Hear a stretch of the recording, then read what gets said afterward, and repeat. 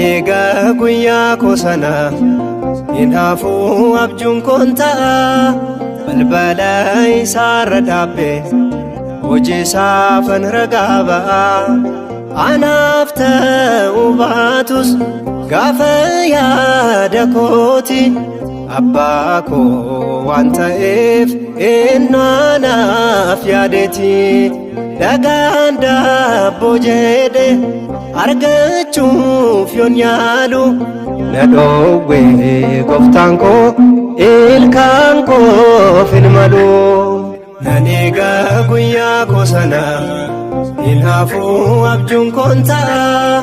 balbala isaarra dhaabbe hojii saafan ragaa ba'a anaaf ta'uu baatus gaafa yaada kooti abbaa koo waan ta'eef eennaanaaf yaadeeti dhagaan daabboo jedhe argachuuf yoon yaalu na dhoowwe gooftaan koo ilkaan koof hin malu.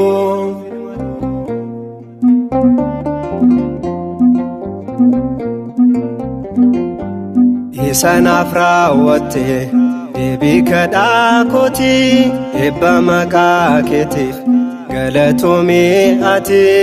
isan hin fuudhanne isana hangate galatoomii gooftaa waan gaariidhaaf goote. Naniga guyyaa kosana inhafu abjuun konta balbala isaarra dhaabbe hojii saafan ragaa ba'a anaaf ta'uu baatus gaafa yaada kooti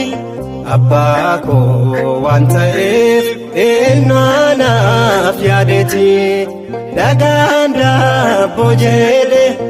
argachuuf yoon yaalu na dhoowwe gooftaan koo ilkaan koof hin malu.